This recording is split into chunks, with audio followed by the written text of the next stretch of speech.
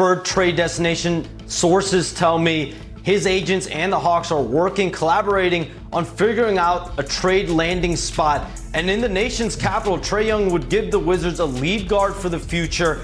They've got young players. Clearly, they've been rebuilding, but they've got young players that he could build with, and there are relationships that Trae Young has throughout the Wizards organization, specifically with their executive, Travis Schlenk, who drafted Young number 5 overall in the 2018 NBA draft. And so the Hawks now have 3 different paths. One being trading Trae Young by the trade deadline next month. The second path is seeing Trae Young, whether he opts in or opts out of that $49 million player option for next season. If he opts in, he's an expiring contract. If he opts out, that gives the Hawks about $40 million in cap space. So there is traction on a deal. A few days ago, it was agents and players and teams talking, but now there is traction in these trade conversations and his eventual exit out of Atlanta. All right, so there is not only traction, but there is a top choice where Trae Young wants to go, and that is the Washington Wizards. Shams, thank you. Please do not go too far. We'll check back in with you as this continues to develop. Perk, Chene, Danny Green here. I don't know if I've ever said on this show, at least in the last 5 years, that Washington Wizards are a top trade destination, but here we are, Perk. Hey, look, back the Brinks truck up. This what this about, right? Yes, you go into a franchise that's going to hand you over the keys, and they've been searching for a quote-unquote star for a minute now. But this is an opportunity for both parties in trade to get max dollars because the Wizards don't have no choice. But I also like the pieces that they have. When we talk about Trae Young, he's a guy that can go out there and get you 25 or 30, but he also is the guy that's going to give you 10 assists and make guys around him better. Yeah, I mean, I don't disagree. He also had Brooklyn on his trade destination in Minnesota, so that's a place that he would want to win. But I'm also thinking he wants to be a place where it's still his team. You know, he wants to win. He wants to obviously get the Brinks truck to back up. But he wants to he's still young enough, still in his prime. He still thinks he can run an organization and be a part of winning, take an organization to the next level. Yeah, I also think, new year, you get an opportunity to reset, and this is a perfect reset place because he's 27 years old. He's still young enough to be able to have an impact. And let me just tell you, the only way is up. The only way for the Wizards is up. For Washington. And also, you think about it, his skill set to make other people better, he will have the ball in his hands. He will be able to score. This is a perfect opportunity for him to maybe try to do something a little bit better and take his experience in Atlanta. And by the way, I like it when it's geographically easy. You know what I mean? Going from Atlanta to DC, it's not that hard. Well, in order to make this money work, you would have to think that Washington will have to move on from C.J. McCollum. And we did hear Shams say that this is starting to feel a little bit more imminent. C.J. McCollum has played every single game this year. He is listed as out tonight. Could that be a precursor for this to come even in the next couple of hours? I've been in those shoes before. We shall see. How about some shoes that Danny Green's been in before, and that is the Los Angeles Lakers. Let's get to them. They were in action last night. The dynamic duo of Luka and LeBron James here, Shanae. Nasty. Come on. What a move. Not fair. Split the screen. And then right here, Luka once again, what a find to LeBron James. LeBron drinking from the fountain of youth in this game, Perk. Oh, my God. Elbows above the rim. Top of the square. But I'm loving the little boosie fade he got now. This right here is the That's So Raving. You're crazy with the boosie fade. You're crazy. That's an unbelievable pass right there. Even Luka says, this right here was the IQ. Well, this is how you With the windmill? Nah, that's a little ceiling fan. You just needed 20 That's a little ceiling fan. Not the big deal. It's been 30, but that's okay. All right, fourth quarter we go. This one was a little close for comfort. That shot was coming. LeBron, he's been adding that deep 3 to his bag over the last couple of years. Back. Gets that one to go. And then here, Marcus Smart. I'm sure that was exactly what he meant to happen. Like how they drew it up. Right. The circus shot there by Luka Doncic. And then a minute later here, 4-point game. Too small. LeBron James gets it inside. The Lakers starting to pull away here, trying to put the finishing touches here on the New Orleans Pelicans. Shot of the night. Shot of the night. I mean, that's what Luka do. He's leading the league in scoring. Made sure to remind the fan who had said just before the shot that he was trash. He said, what did you say? And I don't think he had anything to say after that. How you like them apples? Los Angeles gets the win. Let's take a listen to how it sounded after the game. We don't need to bend this game. Luka is 27? 20.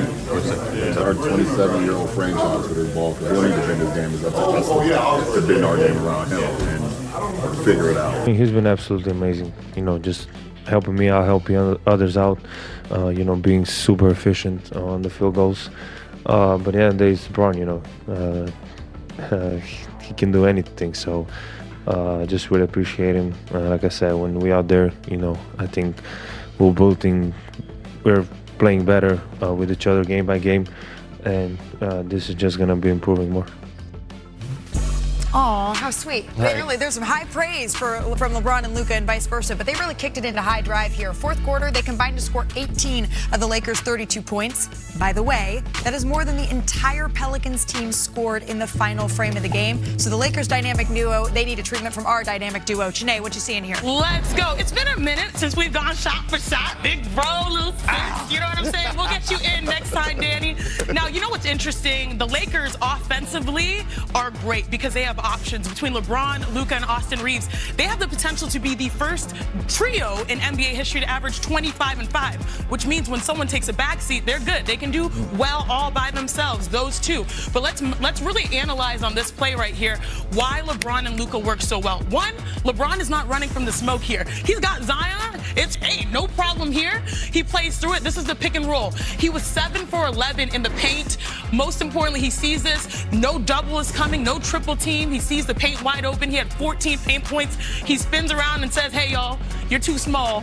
This is patented LeBron James. When he gets to the rim and also knocks down those signature step back threes, he's feeling good about himself. But if you think about in this time span, the last 5 games, LeBron and Luka, they've been doing well. They've been averaging combined 58 points and over 15 assists. The numbers are staggering. I know the trio can make history, but right now this duo is doing the dang thing. They are, and those assists have to come to a big man because we all know that Braun and Luka, they thrive best when they have a live threat and a big that's willing to be a star in his role, and that's what DeAndre Ayton did. He asked for more touches. Damn it, he got it. And this is a perfect example of playing with LeBron James. Just sprint the floor, run with force, and snatch the screws out the rim. No floaters, no push shots. Here's another example. Great screen with him and Luka in a high pick and roll. He rolls to the basket. Look at that over the top, down the lane, finishing with authority. DeAndre Ayton, you will get the ball long as Luka and LeBron continue to trust you and you finish at the basket like that. Also, Perk, you saying that Ayton has switched from going like this to stomping down